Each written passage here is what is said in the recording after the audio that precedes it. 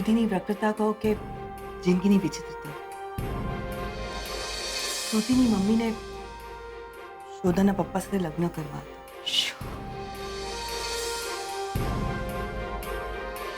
પ્રદ્યુમનની તો ઈચ્છા નહોતી, પણ કલ્પનાએ જીદ કરી કે અહીંયા લગીને આવ્યા છે તો ડુંગર તો જોતા જઈએ. પોલીસ શું કહે છે? એમના ઇન્વેસ્ટિગેશન પ્રમાણે શું બહાર આવ્યું? બીજું કશું કયું પોલીસે?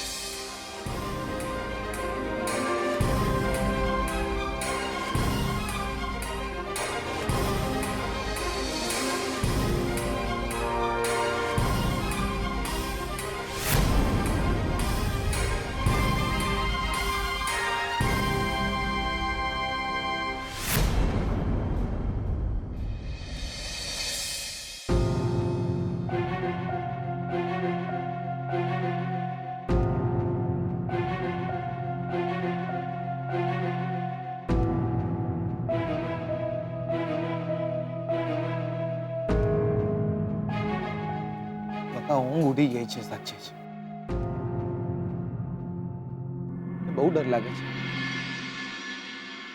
શોધનના પપ્પાના અચાનક આવા સમાચાર સાંભળીને ત્યારે મને ખબર છે મરવાનું તો બધાએ છે, ખબર છે મને, પણ આવું મોત ખોટું યાર. ક્રિયાકર્મ પણ ના કરી શકાય અને વર્ષો સુધી કોઈને ખબર બી ના પડે. બહુ ડર લાગે છે દિયોર, ફડક પેસી ગઈ છે. ઉગાડો આપણી સાથે બીજો આવું જ.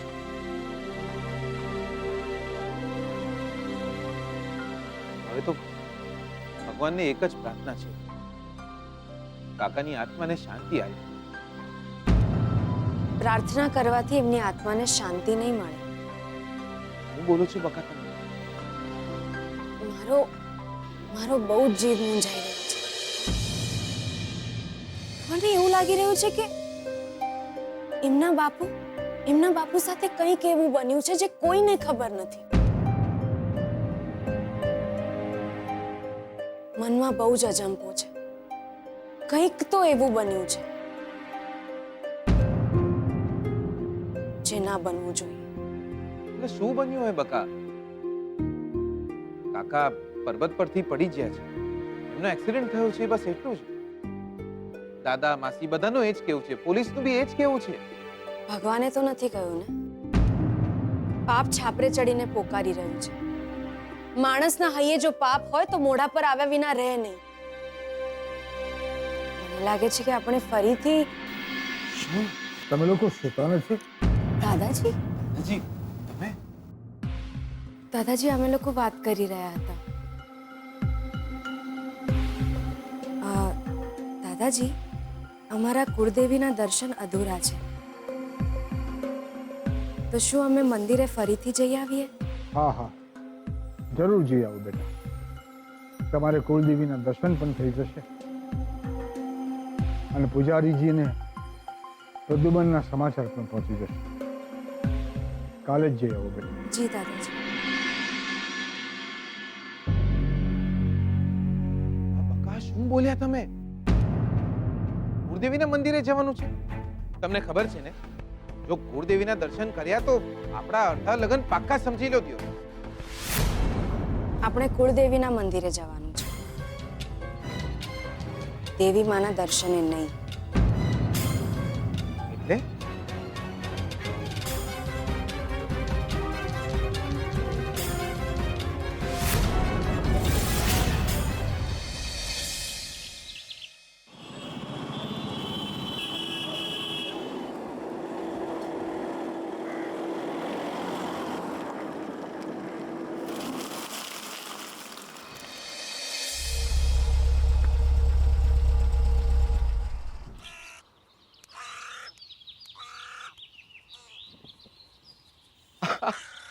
આવો આવો આવો.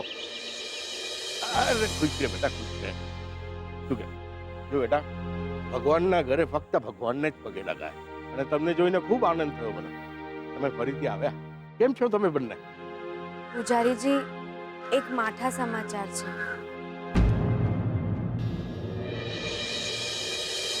શોધનના પપ્પા હવે આપણી વચ્ચે નહીં રહે. વર્ષો પહેલા અકસ્માત વખતે જ એમનો સ્વર્ગવાસ થઈ ગયો હશે. પણ ખબર હવે પડી. પોલીસ આવી હતી ઘરે. એમને આ બધું જણાવ્યું.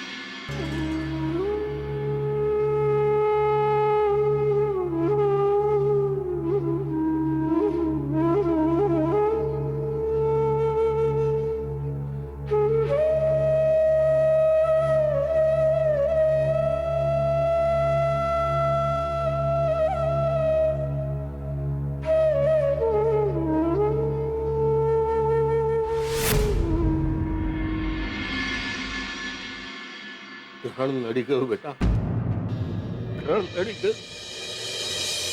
દર વર્ષે પ્રદ્યુમનની સલામતી માટે આપણે પૂજા વિધિ કરતા, અને આ જ વખતે ગ્રહણના કારણે વિધિ ના થઈ શકી.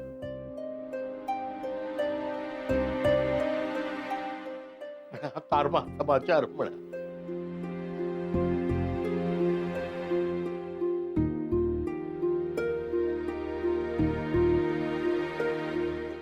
દેવી માએ નાથ મને શાંતિ આપે. એવું કહેવાય છે ને, માણસ તેનું મોત ખેંચી જતું હોય છે. મેં કહ્યું હતું ને કે એ દિવસે પણ એવું જ કંઈક બન્યું. પ્રદ્યુમન, કૈલાસ અને કલ્પના ત્યાં દર્શન કરવા આવ્યા હતા કુળદેવીના. પ્રદ્યુમનને તો જવું નહોતું. કલ્પના કે અહીં લગીને આવ્યા છે તો પર્વત ફરતા જઈએ છે.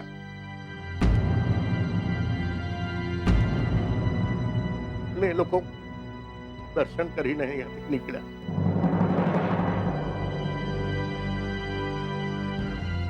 આ ગોધારા સમાચાર મળે.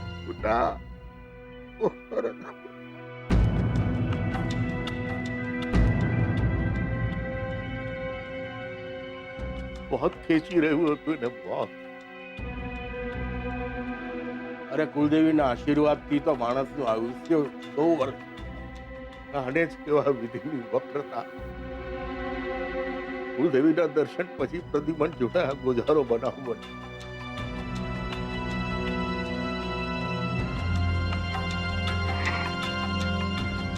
દેવી માના મને શાંતિ આપે માં.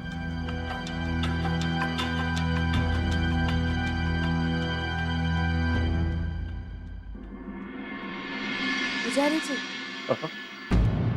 એ પર્વત જ્યાં અકસ્માત થયો તો એ અહીંયાથી કેટલી દૂર છે? આમ તો બહુ દૂર ન કહેવાય, નજીક જ.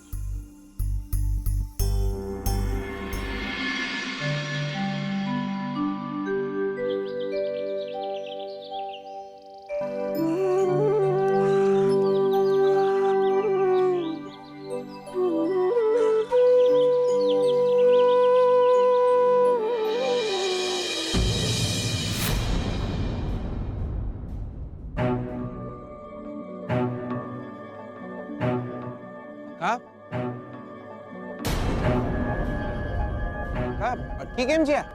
ચાલો ચાલો બકા. બેટા, અહીં આસપાસના ગામના શ્રદ્ધાળુઓ આવે છે અને આ ત્રિશુળ ઉપર ચૂંદડી બાંધીને માનતા માને છે.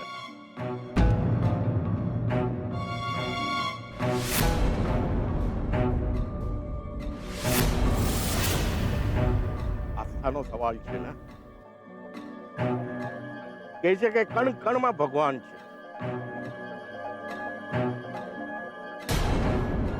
અરે માણસ તો હંમેશા ભગવાનનું સરનામું જ ગોતતો હોય છે. મળે ને, કોઈને મનથી મળે, કોઈને મંદિરમાંથી મળે. આવો આવો આવો.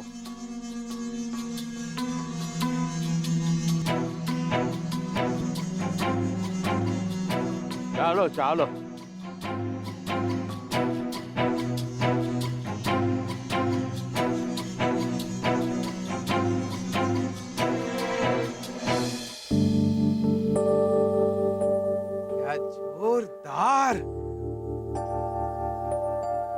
બકા શું પરબત છે ને, જોરદાર.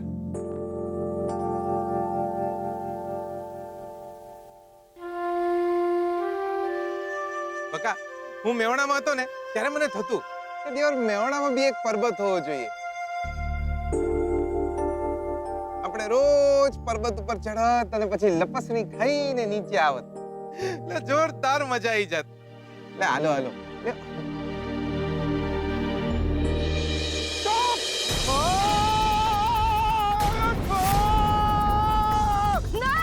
શું થયું? હા? લે દિયોર! અરે ભગવાન, હે માતાજી!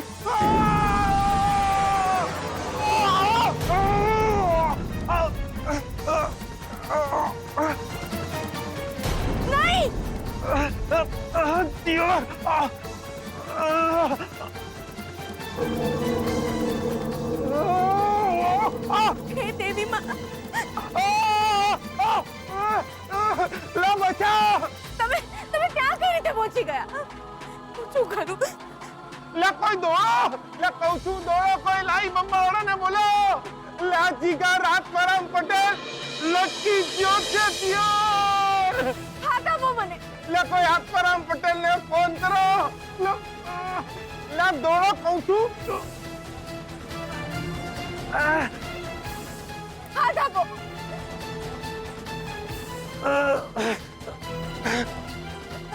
જલ્દી આપો.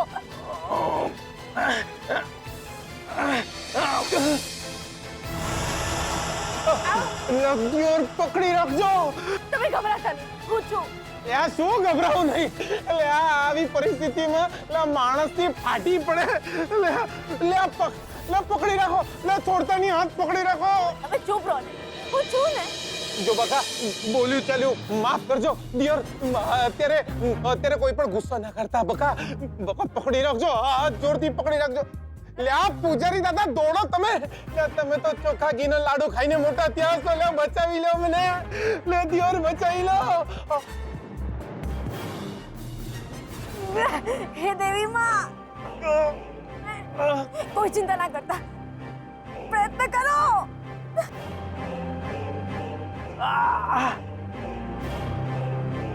સંભાળીને સંભાળો. તમે ઠીક છો? સંભાળી બાપા. ઠીક છો ને તમે?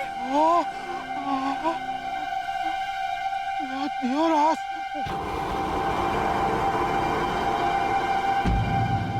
આ બાજુ આવી જા બેટા, આ બાજુ આવી જા. લે પૂજારી બાબા, લે આજે એક વાત માની જ જો દિયર. ભગવાન જે કરે છે ને એ સારા માટે જ કરે છે. બકા તમે વિચાર તો કરો, જો આપણા મેહોણામાં આવો પર્વત હોત તો આપણે આજ સુધી ઉકલી જ આવત દિયર. ચૂપ ચૂપ બોલો તમે. વિધિની પણ કેવી વિચિત્રતા છે. શું બચી ગયો એ? ના, પ્રદ્યુમનનો પગ પણ અહીંયા જ લપસ્યો હતો અને નીચે ખીણમાં જઈને પટકાયો.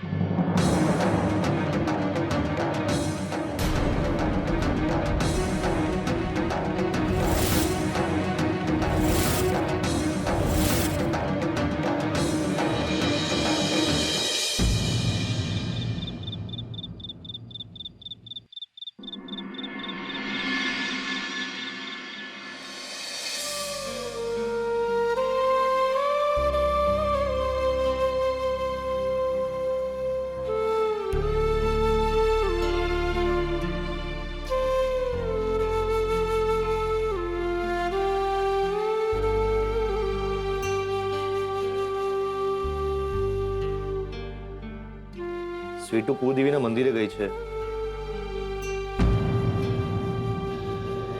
તો મને થયું કે હું જ તમને આજે આ દવા અને પાણી. તમે શું કામ તકલીફ લીધી રંજીત કુમાર? અરે એમાં તકલીફ છે નહીં.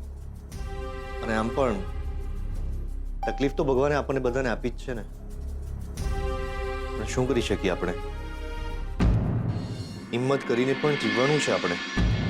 અને હા, દવા તમારે હવે નિયમિત લેવી જ પડશે, કારણ કે શોધન માટે બસ તમે જ એક સહારો છો.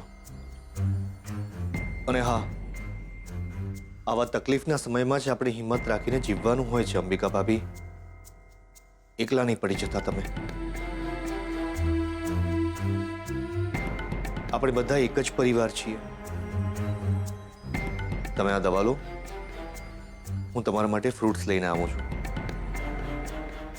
ના, હું જુઓ, ના નથી પાડવાની કહ્યું ને. તમે તબિયત સંભાળો, હું આવું છું.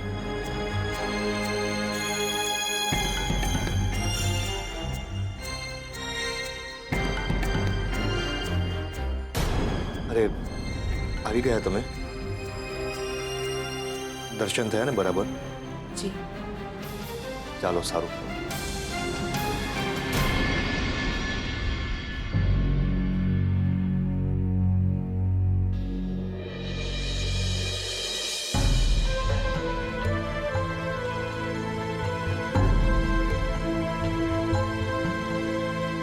કેમ છે હવે તમને? ઠીક. દર્શન કરીને આવ્યા તમે? જી. બેનબા, તમે બપોરનું જમ્યા નથી ને? લક્ષ્મી બેટા, જીવવાનું જ મન નથી થઈ રહ્યું તો બેનબા, બેનબા તમે હવે આવું બોલશો ને તો તમને મારા સમજે. મારા બોલવાથી શ્વાસ નહીં રોકાઈ જાય દીકરા. શ્વાસ તો એમને ઓછા થતા જશે. નહીં બેનબા, શોધનના પપ્પા મારી જિંદગી હતા. એમના વિના મારી જિંદગીમાં કોઈ નહોતું. આ સાડીનો રંગ સફેદ, એ જ હવે રંગ જિંદગીનો. રાહ જોવામાં જિંદગી નીકળી જાય. આપણા પોતાનાઓની રાહ જોવામાં જીવી જવાય. ને હવે તો ખબર પડી ગઈ છે કે ક્યારે પાછા નથી આવવાનું. બેનબા,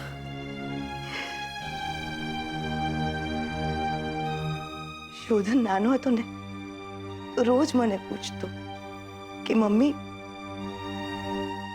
પપ્પા પાછા ક્યારે આવશે?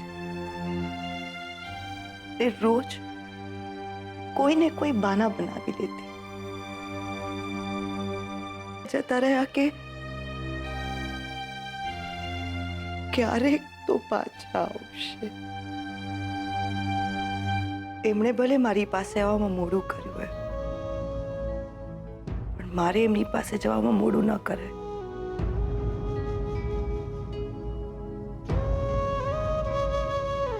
એમને ખોટું લાગી જાય. નહીં બેન,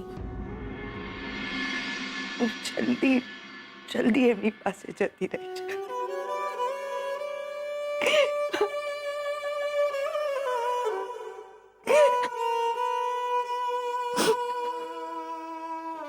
બેનબા, જો સાચે જ આ એક અકસ્માત છે તો હું ભગવાનને એકવાર માફ કરી દઈશ.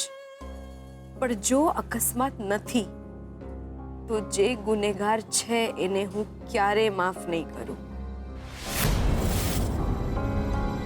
તમારી સેથીના ભૂંસાઈ ગયેલા સિંદૂરના સમ બેનબા. જે કોઈ પણ ગુનેગાર છે એના જીવતરમાંથી બધા જ રંગ હું ભૂંસી નાખીશ.